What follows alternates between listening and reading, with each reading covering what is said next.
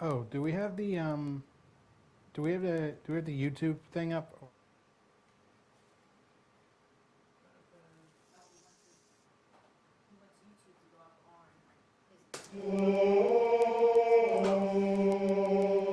I'll do that if you just want to show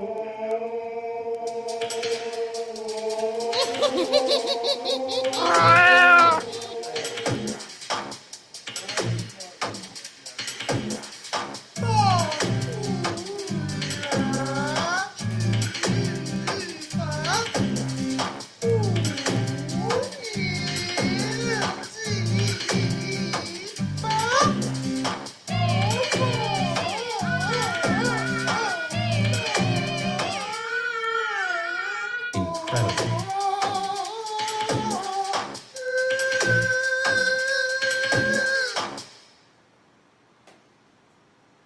Amazing.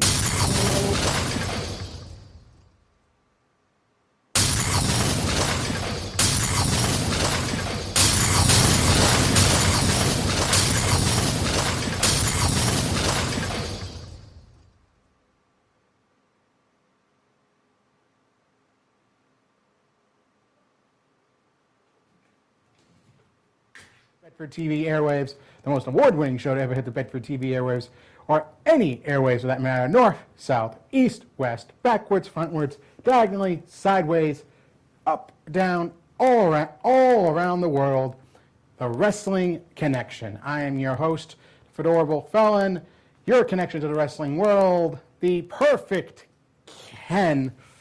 Mr. Ken Hill at your service today, bringing to you all the news in professional wrestling today, mostly WWE, but I dabble. Okay. Today, of course, alongside me, as always, the lovely Miss Julianne Treason, our Queen of Pay-Per-View champion, who is bereft of her title for some reason. There it is, in all of its pinkish splendor. Ah, yes, and a title we can actually see. Pay-per-view queen, excellent. And of course, alongside her in the control room today, your Big Four pay-per-view champion. That's right. I'm still kind of a champion. Oh yes, you're a champion. So proud of him. Also bereft of his championship for one reason or another. Oh, there it is. See, Keeping it hidden from you, Ken. see champions who actually hold their championships, who actually have their titles with them. I do physically hold my championship at times. Exactly. Yes. That makes you one step better than Roman Reigns. All right. So anyway, today is our Extreme Rules Pay-Per Preview. Going to be a relatively quick show. Depends on how long I like to talk. But we do only have 6 matches on the card, as far as I can tell. For some reason, they felt like the Goldust R-Truth match wasn't pay-per-view or even kickoff match worthy, which tells you what they think of their low card performers. But that being said, it looks like it'll be a relatively quick show and a relatively quick pay-per-view. God knows what filler they'll have in the pay-per-view in between matches, or if they actually try and stretch these out to 20-30 minutes apiece. But we'll have to wait and see. All right, so let's just jump right into things. Let's hit the first match. It's a mixed tag team match. Now, this one's kind of interesting because this is the first time that we've seen the cruiserweights truly interact with the rest of the WWE roster, which is fascinating. It's a mixed tag team match with Sasha Banks and Rich Swann versus Noam Dar and his girlfriend Alicia Fox. That's how that seems to be the way to say it nowadays. All right, we got the picture. We got the match card. We got this one, or no? Oh, there it is. There? It is. Oh. The mixed tag team match. There you go. All right, so this whole thing came about actually as a result of another cruiserweight, Cedric Alexander, who had previously been involved with one Miss Alicia Fox until, she was her usual crazy self and drove him off and did all sorts of things like hooking up with Noam Dar here to get vengeance on him. So when Cedric Alexander was on the outs on the disabled list, he employed his best buddy Rich Swann to get revenge on Alicia Fox by sending a bunch of gag gifts to make Noam Dar look bad. So, oh yes, Rich Swann is totally, and yet Rich Swann is the face in this program. He is totally the face in this program. Just goes to show, like, we don't just rag on Roman Reigns for not being a good face. Swann's not exactly a very clean fellow himself. All right. So, I mean, of course, Alicia Fox and Sasha Banks have been at each other's throats for the last couple of weeks as well. They've traded a number of victories.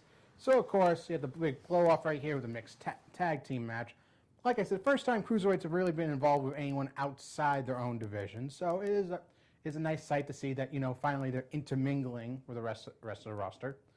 All right, so at least that's good. They're trying to give the cruiserweight division a little bump by having other divisions, including the women's division, involved in it. Now, as it says, this is outside of that. This is more kind of a do-nothing match right here. I mean, you basically got Sasha in cruise control until she eventually she enters into the next big women's title feud, whenever that is. And it's been acknowledged that, okay, aside from Bayley and Alexa, the rest of the Raw women's roster have not gotten a whole lot of acknowledgement on there. They haven't gotten a whole lot of airtime, per se. Well, considering the dismal "This Is Your Life" Bayley segment, I think they might be a little grateful. They might think their side of the fence is just a little bit greener. Given how bad that was. Oh, if you move it, did you move it? Yeah. Yeah. So yeah. Oh yeah, can't be an episode of the Wrestling Connection without a couple of technical difficulties. All right, so there's that. So that's how this whole match came about. Like I said, I think Sasha's basically just in a holding pattern right here. They're going to want to give her a win to make her to give her some to keep her relevancy up for once she gets into a major feud in the women's division, maybe competing for the women's title. So whether that be against Bayley or whether that be against Alexa, Sasha's the more relevant member than Alicia on the women's roster right now. So I'm going to go with Sasha and Rich to take this one right here. All right, Mr. Greg. So you went with, just to be clear, you went with Sasha and Rich Swann, and I can't hear you. Julie, do you want to go next, actually? Yeah, I'm going to go with Sasha and Swann. I think she's the most important superstar in this match. This will be a showcase for her, and hopefully she'll move on from Alicia and get a title shot. I think we can all be at least in agreement on that. Okay, I got Kyle's picks, and I also. Greg, I still can't hear you. How about now? Check 1, 2. Did you press the button on your mic? No, I'm turned up. So I have.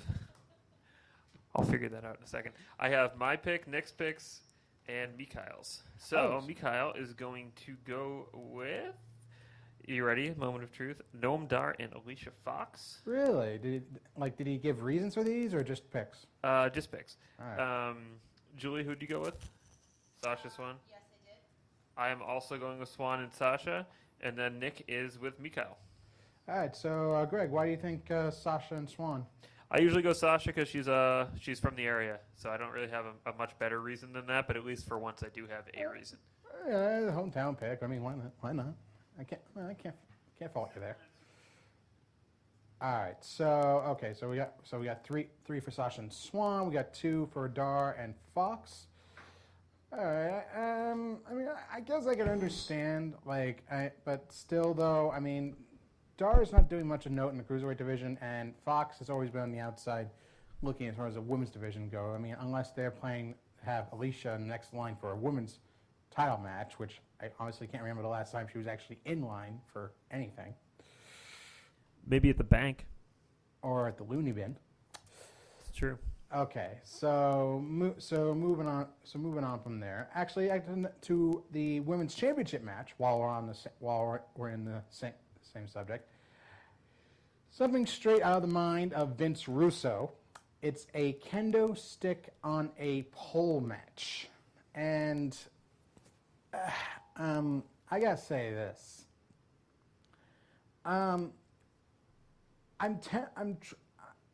Even for like the build up to this, I mean, safe to say has been odd because Bayley has not really gotten one up back on Alexa. I mean, basically Alexa has been ragging on Bayley about how she won in front of her family, how like she let her fans and her friends and her family down, how she's basically been mocking Bayley for not being extreme every single chance she gets. And I mean, Bayley has not really gotten her proper payback right here. I mean, okay, anytime she's tried, Alexa always gets the one up with the kendo stick. And it makes me wonder, I mean, why should I think this is going to be any different? I mean, obviously, yes, yes, they're building it up so that Bayley, goes extreme, and finally does go extreme and gets her vengeance. But okay, I mean, you have to have, in any sort of extreme match, you have to have the killer instinct, and it's been shown Bayley does not have that. So, I mean... Agreed. Okay, I mean, maybe we'll see hints of it here, but I just don't think it's going to be enough for her to take back the women's championship. Maybe on a later date, perhaps, but I don't think it's going to happen here. Plus, I mean, Alexa's already beaten Bayley once after their match at I'm sorry, what was it? Payback. So I think Alexa just has Bayley's number. I just don't see Bayley coming out on top here. I mean, I don't know maybe if it'll just be straight up. I don't know if maybe this is the time for Sasha to get involved to start up the long rumored Sasha Bayley feud, whether or not that'll involve the championship. I gotta go with Alexa on this one. I agree. I'm actually agree so much that this is going to be my lock. Ooh, there you go. Ooh, yeah. I think Alexa. Bum, bum, bum. I know. I think Alexa is the best woman on Raw right now. Bayley already had her title run, and I think it's time to give Alexa a chance. Well, best woman on Raw. I mean, God help her. She tried to save that god awful. This is your life, Bayley segment. Yeah, that was. I'm sorry. I mean, if you want to pick any reason why Raw had the lowest ratings, like in the longest time, and they did. I mean, it's been a steady decline. If you want to blame last week's lousy ratings, you can blame that segment. You think so? I would say I know so, just because, like, I mean, I muted it. I mean, I had to at least watch it, but I couldn't listen to it. That's what I call cheese whiz on a cracker. That was so cheesy that it was cheese whiz on a cracker. Which is something that I think Rhino and Heath Slater would enjoy. Yeah. But just to finish up, I also think there might be some interference in this match. Maybe we'll see Nia attack Bayley and set up that feud. I could see that. I mean, there hasn't been a whole lot made about the partnership between Nia and Alexa, which makes me wonder if maybe, okay, that's what will happen, and maybe Sasha will kind of come down and even things up, and then it unintentionally, quote unquote, backfires for Bayley for Sasha trying to back her up. So maybe that's where things will end up leading, where Sasha eventually turns on her. Because, I mean, we can see the hints. We can see the hints being dropped, like, week after week. And you think it's going to have to come to a head at some point. Right. It may very well be this Sunday. We'll have to wait and see. All right, so you're going with Alexa. That's your lock. I'm going with Alexa. All right, Greg, what do you got? Well, I'll give you a little. I'll let you do a little guessing game here. As for who's picking who, I'm going to say the great minds think alike, and less great minds don't think alike. So who do you think picked who? Well, let's see. You would never intentionally call yourself stupid. That's true. I'm going Alexa. You're going Alexa, and let me guess the other two. Yeah, they're. This is their life. They're going Bayley. They're going. Oh, geez, I'm already seeing a pattern here. It's going to come down to another tiebreaker, isn't it?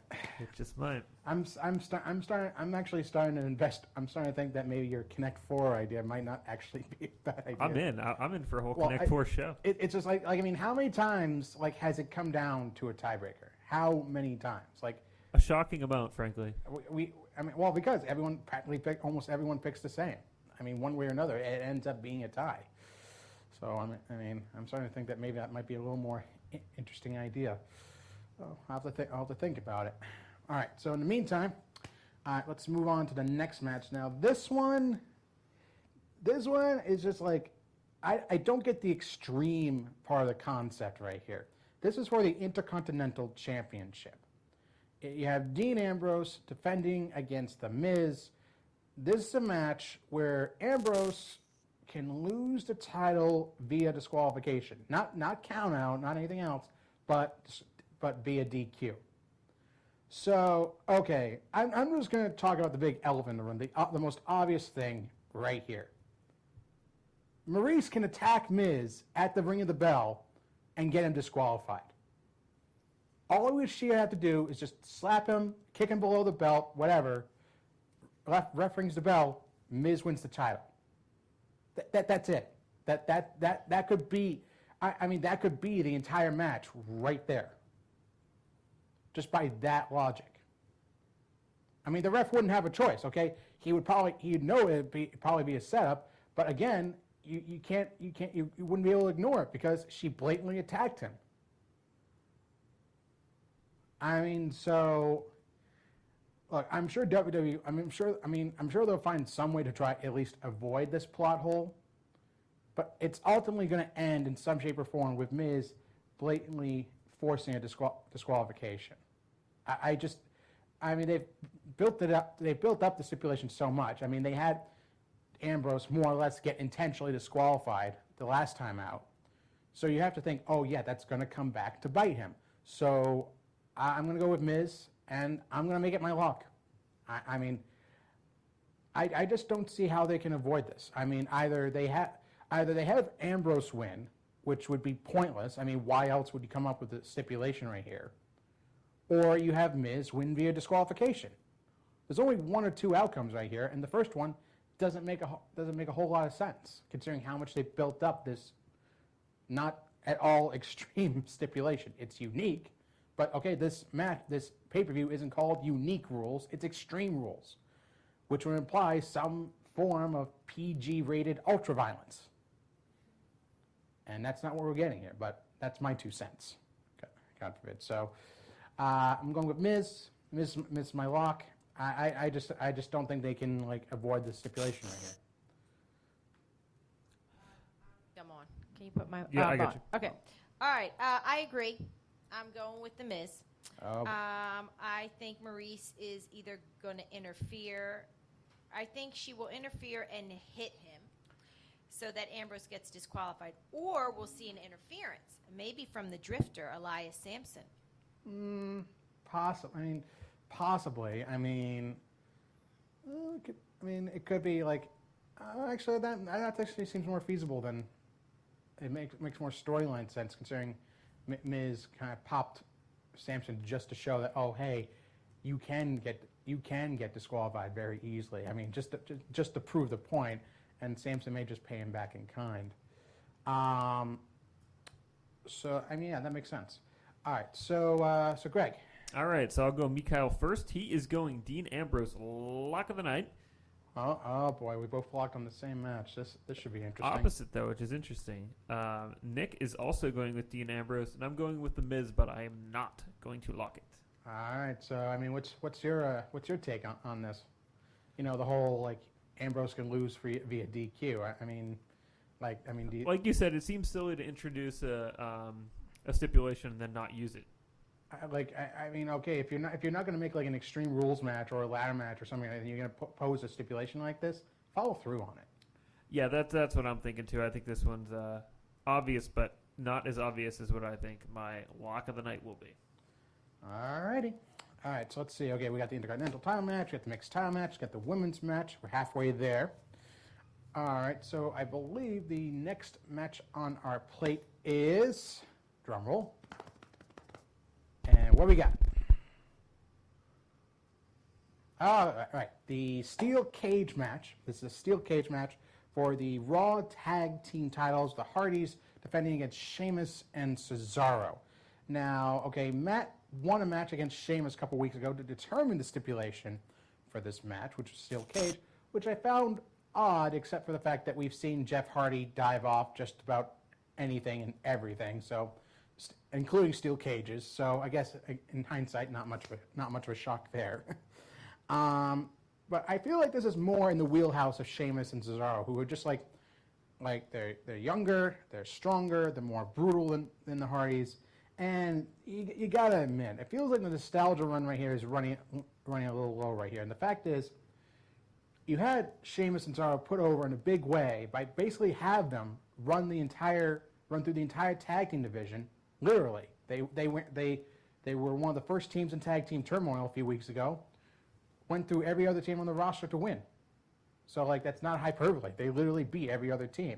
So that being said, I mean, you put them over in a big way, and you've had the Hardys basically have their number in singles competition. And the problem is, it's been most, except for the six-man tag match from this past week, it's mostly been in singles competition. So it makes you wonder if they're trying to maybe, get the Hardys back into that singles mindset. If they're trying to help them get back into the swing of things, not just as a tag team, but as singles competitors. So I would have to think that somewhere down the line, the Hardys are going to lose the tag team titles, and I would think it would be here. I mean, the only problem is, aside from Enzo and Cass, who have been kind of having their own issues as a tag team, with Enzo getting the crap beat out of him, you don't have any other face tag teams on the Raw roster. You got the Revival, you've got the Club, you got Cesaro and Sheamus. You don't really have any other like face. I mean, you do have Rhino and Slater, but they haven't really been a relevant tag team in the last couple of months. So you have to wonder like who can step up in Hardy's place if you split them up. So I mean that's my question. I mean obviously they're going to have to lose the titles at some point, but I mean I'm going with Cesaro and Sheamus. I'm making that clear. I'm going with Cesaro and Sheamus, but it's a soft pick for me. Just because, like I said, I'd like to see Cesaro and Sheamus win the titles, but I could very well see the Hardys keeping them because, again, what team's going to step up to replace the Hardys if and when they eventually split up? I mean, that's the big question too. I mean, I could see Angle maybe finagling a trade for American Alpha because they haven't done anything of note since they lost the titles on SmackDown. Right. So bringing them over to Raw may be best for them. Change of scenery and just plop them right in the tag team division and see how they work with the other teams. All right, so I'm gonna go with Cesaro and Sheamus. Like I said, it's a soft pick. I'm not really sold on it, but I mean, honestly, I just don't see the Hardys' run lasting that much longer anyway. All righty. I'm going with Cesaro and Sheamus. You know that I love these guys. I'm voting for them. I'm rooting for them, rather. I think this is going to be a great match. I think there's going to be a few crazy stunts. Oh, you're just saying that because Cesaro's your Swiss dreamboat. My what? Okay. Swiss what? Your Swiss. Oh, Swiss. Your Swiss dreamboat. No, I mean, I like these guys. And I think they need a win, too, so that they can look like a legitimate threat in the tag team division. I mean, yeah, because, I mean, if you have them win tag team, if you have them sweep all the other teams in tag team turmoil and have them come up short about the Hardys, I mean, does that say more about the Hardys or does that say less about Cesaro and Sheamus? I don't know. All right, so, But all right, so Cesaro right. and Sheamus. All right, Greg? So, Kyle went with the Hardys, as did Nick. Oh, jeez. Oh, boy. Yeah, they're really up against you this time. Yeah, it's not too hard to guess their logic. Actually, only one of them has the logic you're thinking, which is interesting. Well, I mean, I know Nick's still going for the whole zero thing. That is Nick's strategy. But the fact is, okay, this either they're going to be mostly right, they're going to be all right, or all wrong. Because I mean, the interesting thing is Nick is going for the zero strategy. Mikhail is not going for the zero strategy, but has the same picks as Nick. So I don't know what that says about But his okay, strategy. so that means he's going for the zeros. I mean, He's unintentionally going he's for zero. but unintentionally he might going get for the it. zero. So either, like I said, they're either going to be all right or they're going to be all wrong. I mean, because I don't know. I mean, we're going one way, they're going another. So I mean, Yeah. And I'm going to go with Cesaro and Sheamus for the record. I think this is another easy one. I think the Hardys have the best spot in the match, but they don't win. yeah, I think so too. I mean, I think this will. I mean, aside from the Fatal 5-Way, I think this will be the match of the night we're looking at right here. Basically, just because I mean, we're all looking forward to seeing what Jeff can do in an extreme environment once again. Because come on, that's what we all look forward to with Jeff Hardy. Let's face facts. All right, so yeah. All right, so moving on from there, I believe, let's see, we are up to match number 5, which, oh yes, the Cruiserweight Championship with Aries once again Austin Aries once again challenging the king of the Cruiserweights, Neville. And in this case, it's a submission match. So basically, you have Neville's Rings of Saturn submission versus Aries' Last Chancery, a name which I love. It's witty. What is it called again? The Last Chancery. Interesting. No, it's a very unique submission hold. Basically, gets into a front headlock, flips over, and stretches out his neck and back. Can you put yourself in that hold so I can see what it's like? Not if my life depended on it. Oh, okay. I mean, you need someone who can actually, do a flip, and I'm not that someone. All right. So Gotcha. how this whole thing came about is that so far Aries has had Neville's number on 2 different occasions. Once at Payback, and then way further back at WrestleMania, only for Neville to slip by a number of times. First by raking Aries' eye, then intentionally getting himself disqualified, and now it's come down to this, a submission match between these two. And I mean, Neville has basically had TJ Perkins in his employ, trying to do everything he can to circumvent Aries at Extreme Rules, basically attacking his leg, attacking the other extremities, trying to soften up Aries, which makes a whole lot of sense. But Aries has shown, as we saw this past week, he can make Neville tap out to the Last Chancery. So, but that begs the question, okay? It makes me wonder if maybe we won't see. I mean, the fact is, the Last Chancery and the Rings of Saturn have been built up so much. We haven't seen a lot of bevy of submissions from either of these two. We both know they're very two technically sound superstars on the roster, but it begs the question: maybe we'll see other submissions, not just their signature holds. Now, that being said, this one's I think a tough one. I think this one's a tough one, just because Neville's been on such a roll at the top of the Cruiserweight division. I mean, he's been having great matches with Jack Gallagher, with Austin here, and you would think that maybe it'll eventually lead to the whole thing with him and TJP being owed a championship match. I gotta go with Aries. I gotta go with Aries right here because this is his 3rd match. I mean, this has been one of the more extended programs right here. Basically, you've had Aries come 2 times, and I hate to go with the cliche, but I mean, come on, third time's got to be the charm here for Aries. I mean, just in the fact that yes, he did have Neville's number, but Neville got one up on him by basically making him pass out in the Rings of Saturn. So the booking has been like back and forth right here. So I think this is a tough one to call. I could definitely see TJP getting involved. I could see Jack Gallagher getting involved, but I gotta think that Aries comes out with the championship right here. Even if it's a relatively short reign, I mean, I think he's overdue. I think he's overdue for the title, and I'm gonna go with Austin. I'm gonna go with the man of potassium pride. I'm going to disagree with you on this Wow. one. Yeah, All right. I'm going to disagree. I'm going with Neville. So why you okay? So why are you going with Neville? Well, I think he's just been too dominant. I mean, I was going to go with Aries until he made Neville tap out on Raw, and that just won't happen twice. Well, I mean, that's why I'm saying maybe we'll see a different submission from these two, just because, I mean, you've built up these 2 submissions. Okay, what about all the other submissions they have have in their arsenal? Okay, like what about the Boston Crab? Okay, what about sleeper holds? I mean, okay, you have crossfaces, STFs. You have other submissions, and they have other submissions they can use aside from the ones they've been using. Maybe we'll see those. Yeah, maybe. I But mean, I feel good about Neville. All right, Greg. All right, Greg.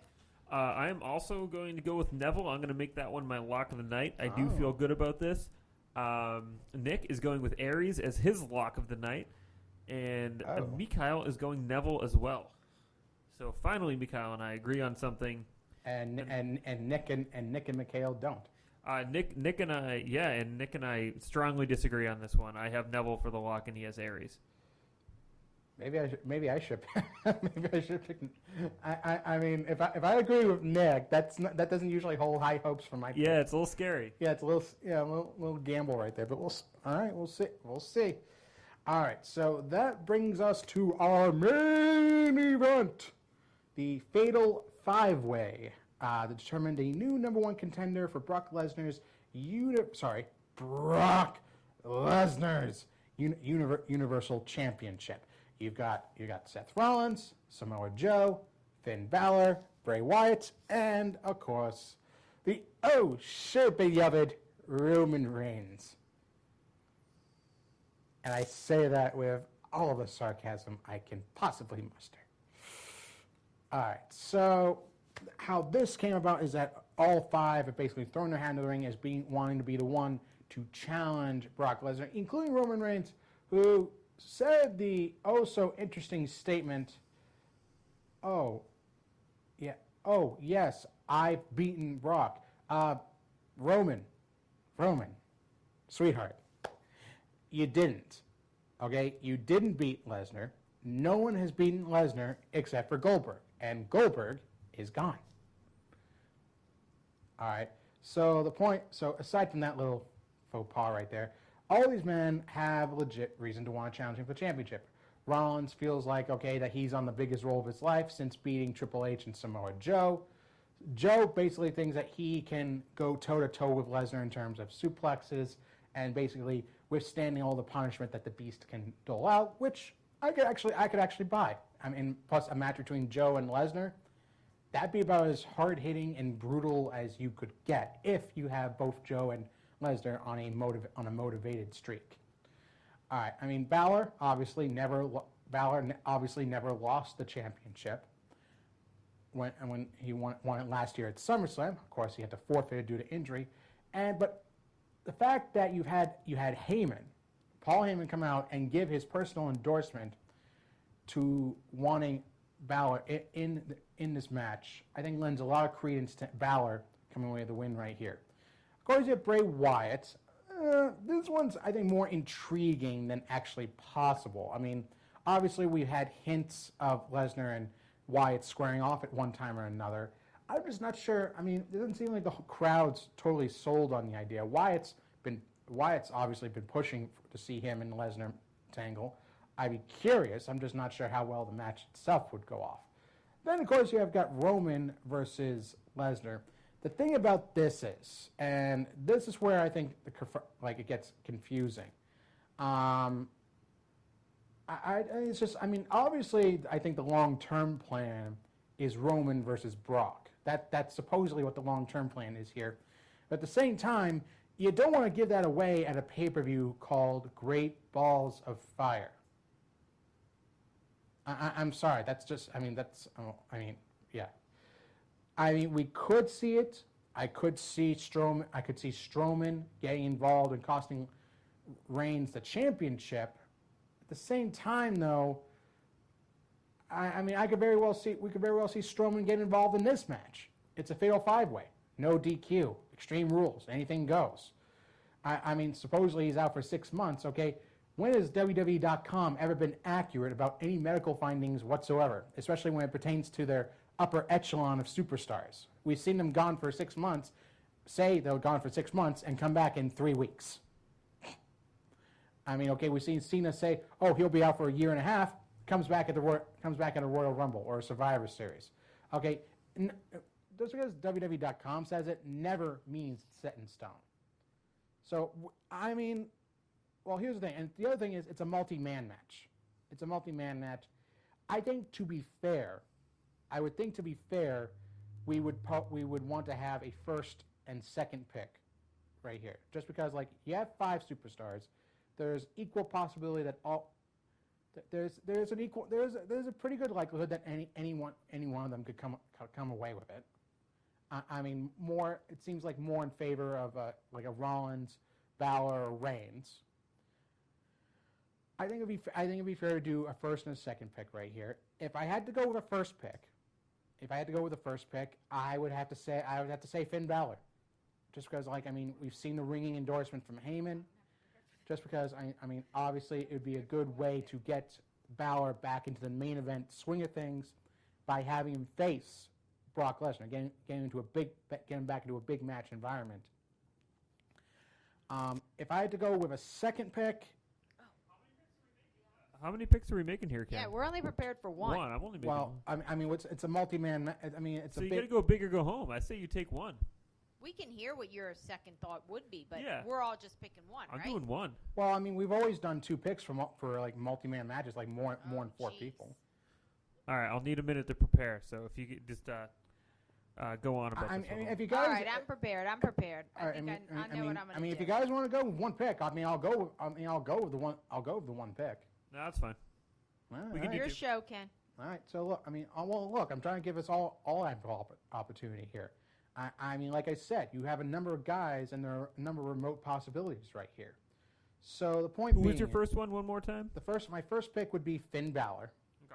Okay. Second one would be, I mean, I mean, just for the heck of it, just because, like, you know, I want to have a safe pick. I would go Roman Reigns. I mean, Roman Reigns would be my Really? second pick. I mean, if for nothing else, just that, okay, if they're not going to have the Strowman interference here, it's most likely going to be at Great Balls of Fire, the next pay-per-view, or whatever the heck they call it. I mean, so Strowman's going to get involved at some point. I mean, it's a given. He's going to come back. He's going to be all about vengeance on Reigns, and one way or another, he's going to cost either Reigns an opportunity for the championship or cost him the championship itself. So I'm gonna make Reigns my second pick. All right. I'm totally ill prepared. So can you name the 5 people in this match one more time? Okay, we got Seth Rollins, Okay. Samoa Joe, Yeah. Finn Balor, Okay. Bray Wyatt, Okay. and Roman Reigns. Okay. Thank you. Just to state for the record. All right. So this is a tough one. It is. I mean, you could really. I mean, with a couple exceptions, you could really go with any of them. The only thing I know for sure, though, is that I think Reigns will not win because he has to finish up his feud with Strowman, right? So I know a lot of people are picking Finn, but I think the WWE is going to set up a Wyatt-Finn feud before either guy gets a title shot.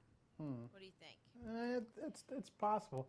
They haven't really elaborated a whole. I mean, we saw the triple threat match with Wyatt, Finn, and Samoa Joe, where Joe came on top. So that does lend a bit of credence to the idea of Finn and Wyatt having more of a one-on-one feud. Yeah. Because, I mean, not to mention we haven't seen the return of the Demon King yet, and obviously I think the intrigue they're going for right here is having someone like with a cult-like personality like Bray Wyatt going up against someone with a supernatural personality like Finn Balor's Demon King. Yeah. So I mean, I could see that. Did you see that? Okay. So now the other thing I'm thinking is that Rollins and Lesnar have been in the ring together before. And True, but they have pretty good chemistry. yeah, except that it was more or less one-sided before Undertaker got involved. Well, I mean, here's the big question: what could Rollins do against Lesnar now that he couldn't do before? well, I don't know, but that's actually who I'm picking. I'm picking Rollins. You're to picking win Rollins. Here. Did you see your message from Mr. Gilio, by the way? Oh yes, I think Julie will win again. Oh, thanks, Nick. Happy birthday, Nick. A ringing endorsement Happy from Mr. 8-Ball. So anyway, I'm going to pick Rollins here to win, only to lose eventually against Lesnar at Great Balls of Fire. And if I need a second, then I'm going to go with Finn. I think that's I mean I think that's a fair way to go too. And like I said, Rollins is one of the top possibilities. So I'm going Rollins, Finn. Rollins and Finn. All right, Greg. All right, so I did a lot of preparation on this. So I'm going with Roman Reigns and Finn. Nick is going with Samoa Joe and Seth Rollins. All and right. Mikhail is going Rollins and Bray Wyatt. Rollins and Bray Wyatt. All right. Okay. All right. So, Greg, what's your reasoning for this? I mean, I'm gonna keep it simple in this one. Roman Reigns just always wins, even when people don't want him to or don't expect him to. There's always a million reasons the guy shouldn't win. For some reason, he always does. And he's had the interesting build-up. I mean, he's gotten 2 solid single wins right here. One over Finn Balor, one over his former rival Seth Rollins, who he never had a victory against before. So it's showing that they're starting to build up to Roman Reigns.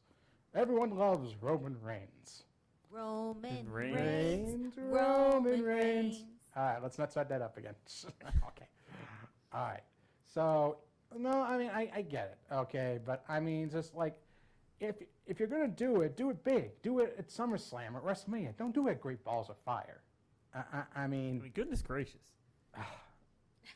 I knew you were going. I knew it. I didn't want to feed you the line. I didn't want to give it to you. I knew you would do it. I knew it. Oh God, I walked right into All right. it. Yeah. Someone had to. Okay. I mean, before we do the time breaker, I'm sorry, but seriously, Great Balls of Fire. Okay, first of all, it's a terrible name for a it's a pay-per-view. terrible they brought name it on themselves. The fact that they're in it doesn't make any difference. I mean, it's in Texas. It makes absolutely. Is there like no a sense. fire match? Like, is there a Mario situation where Is someone's there throwing an balls of Is fire there after an they eat a Inferno flower? match? Is there like I don't know, a ring of fire? Are we going to play some Johnny Cash at the Gangrel pay-per-view? coming out for this thing? I mean, I just don't get it. I mean, I know Vince has had a lot of lousy ideas. I mean, but at least when he came up with pay-per-view concepts, they've made some sense. A few years ago, back in 2011, Capital Punishment. Why? In Washington, D.C. At least it made sense. Oh, here, there's no connection here. So, I mean, someone please look it up and tell me what Great Balls of Fire has to do with Texas. I'm looking it Aside up. from the fact it's hot, okay? Aside from that, it's a hot desert. So, and the only balls there are tumbleweeds. Goodness gracious. I mean, don't get me wrong. I love Texas, okay? Okay, I mean, do you know who sang that song? I'll be honest, I don't know. You shake my nerves and you rattle my brain is the first line.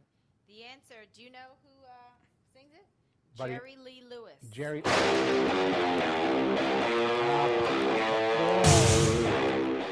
You're bringing the fire. I got more fire than I got more fire than whatever they got.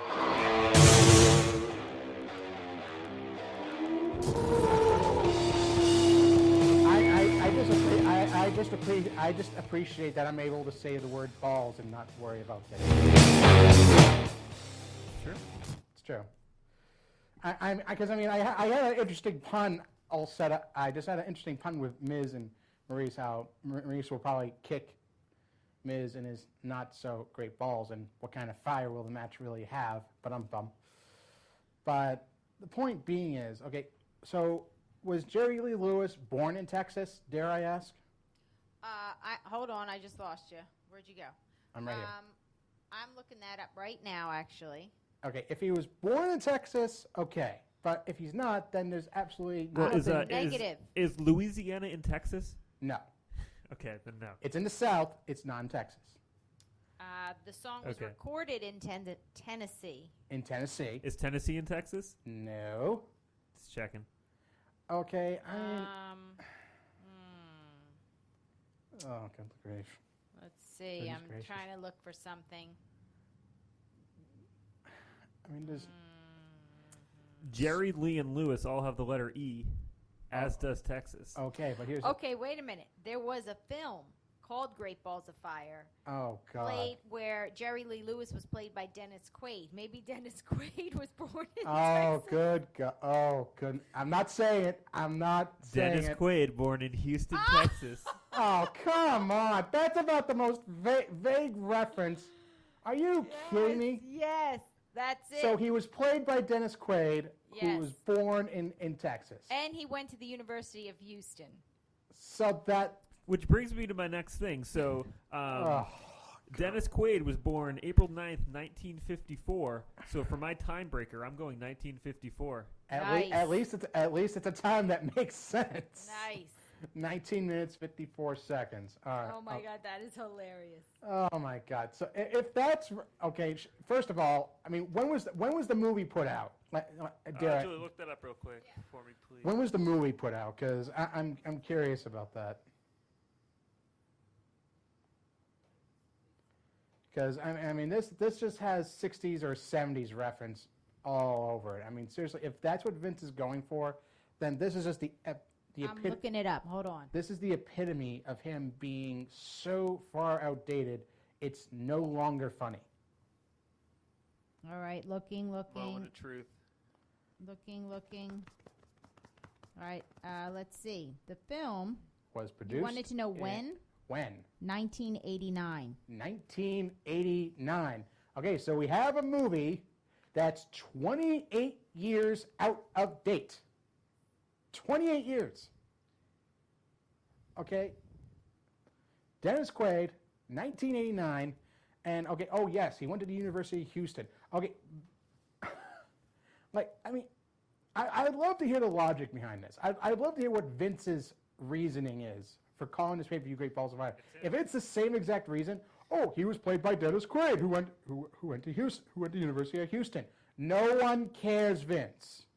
Okay, we care about the here and now. We don't care about some movie about about Jerry Lee Lewis from all the way back in the late 80s. Okay? Here and now. That's what we care about. Here and now. Well, maybe Vince was a fan. Okay, Vince's a fan. Okay, well, he clearly wasn't a fan of Pirates of the Caribbean because he canned a pirate gimmick just because he never saw the film. All right, he nearly canned a bit between Big Show and Eddie Guerrero in 2003 because he didn't know what a burrito was. Right. I mean, we're talking about a guy who's this big creative genius, even though most of the names that he picked up during his heyday were from the NWA and AWA, okay? He didn't create any true names himself. Heck, the Hulkamania concept basically came to him fresh and baked like a hot apple pie. That's how Vince capitalized, okay? He plucked the best and brightest talent possible. He didn't create anyone. Oh, yes, I'm on fire. I'm on fire. I'm more on fire. I am more on fire than their pay-per-view concept. Great Balls of Fire, okay? The best what? I've got more creative fire in my pinky right here than Vince has in his entire body, Yeah. Goodness gracious, Ken. okay? Right here, there's more creativity in here than Vince has swirling around in that godforsaken brain of his, okay? State it for the record. I don't care if he's watching. I don't care if anyone else is watching. I am more creatively sound and more of a creative genius than Vincent Kennedy McMahon. I said it. I am it. I live it. Tell us how you really feel. Okay. We got Vince on the phone. Are you ready to take the call? Oh, I'm so sure you do. Let me guess. It's Mikhail with a Vince McMahon impression. If only. Okay. All right. So anyway, Vince. Have you ever been to Texas? In a sense, and I'll leave it at. In a sense? How Oh, do you no, you're not leaving it at that. Texas no, state I'm- of mind? Let's You hear it. sang a if you country don't want the song once? If you don't want the show to get kicked off, I right, then. suggest you don't pry further. Ooh, I don't Well, know. yes or no? Have you been to Texas? You either. Again, Have you literally stood in the state of Texas? Oh, no. Don't. Did you stand Don't- on the border of Texas in another Greg, state? Julie, don't ask a question you don't want the answer to. Oh my God! Don't open I up. can only imagine what the answer to this is. I'll tell you after the show, but Don't you think your fans Okay, so everyone wanna know? tune into the after show. okay, all right, okay. We got to move on. We got to get to Moving we on. got to get to the match times there. All right, so let's get to the main event, the main event time breaker. All right. Well, okay. So you said 19. I said the birth year of Dennis Quaid. Dennis Quaid, 1954. Yes. Okay, so Obviously. 19 minutes 54 seconds for you. Julie, Queen All of right, pay-per-view. I'm going in a whole nother direction, people. Oh boy, I think she's going big for this one. I'm going with 45 minutes. Wow. I think that's the a big one. That's a big. I mean, I'm inclined to agree with you. because it's a fatal 5-way. It's going to be a long match. And yeah, it's only you'll have 6 matches on the card right now. That's what I was just going to say. There aren't too many other matches on the card, and I think the other matches will be on the short side. All 5 of these guys are workers. They need time to show off their individual skills. So, don't you think? Yeah. All right. So, did we get Mikhail and Nick's match times? Yeah, hold on. Hold on. So, I'm sorry. I was half paying attention. I was listening to you, but I need to put the times in officially. Could you just read yours back to me, Ken? I haven't said mine yet. Oh, sorry. Julie, what's yours? 45 minutes even? 45. Solid. All right, so Ken, you're up next. All right. So if I had, I mean, I'm gonna go a little lower than Julie's, but I agree with her. I think this match is gonna go on a lot longer. I'm gonna say 28 minutes and 30 seconds. I think it's. I mean, I'm not talking like Survivor Series match territory right here, but I think it's gonna be a long match. I think we're looking at least a half an hour. So 28 minutes, 30 seconds. All right, so Mikhail went with 30 minutes and 28 seconds. Oh, concern it. And then that leaves Nick, who went with 7 minutes. 7 minutes? He thinks a fatal 5-way match is going to be 7 minutes. He does. 7 minutes long, yeah. Oh, okay. Well, I guess if he's not even going for a tie or the championship, I guess he can pick whatever match time he wants. All right, 7 minutes, so yikes. All right, so we got all the match times in place. We got all the picks in place. I've said my piece, and I am at peace, and I can look forward to not seeing any opportunities with WWE probably anytime soon. Okay, so with all that said, I mean, my level of excitement for this, if I had to put a number on it, I'd probably have to say, like, probably a 6. I mean, just like I said, it's a small card. I mean, they don't have a lot of matches made for this. And really, the only 2 matches you can really remotely, you can only look forward to, like, about 3 matches right here. The Cruiserweight Championship match, the Steel Cage, and the Fatal 5-Way. I can't really say a whole lot for the rest of the card. So that being said, it's kind of a 50-50 for me. Like, one half I'm looking forward to, the other half's kind of, So yeah, all right. So, You shake my nerves and you rattle my brain. Too much love drives a man insane. we're not even at the pay-per-view yet. Can you relax? What a thrill. Goodness and gracious, great.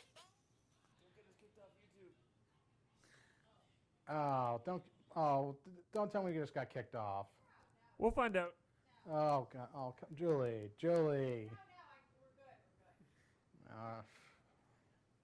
Here's hoping.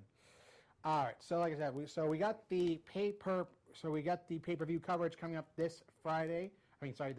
Sorry, today's Friday. This Sunday starting at 7 p.m. You can catch all the coverage live on the Wrestling Connection website. Just go to the wrestlingconnection.com. Go to the pay-per-preview section and constantly update for all the live coverage of not so extreme rules. All right. So in the meantime, folks, looking forward to this weekend. Enjoy it with your loved ones. I just want to give a Memorial Day shout out to all the veterans out out there for great service to our country. Wish you nothing but the best. And in the meantime, though, remember as always to be connected, Be get connected. stay connected. Be connected. Stay, Greg. Be Yell it. connected, C connected, D connected. Be connected, get connected. A connected, 1 connected. Greg. All right, try it one more time. Be connected, get Be connected, connected. stay connected. See you all this Sunday, ladies and gentlemen. It too many times to ignore it. It's something that I'm supposed to be. Someday we'll find it. The Wrestling Connection. The lovers, the dreamers.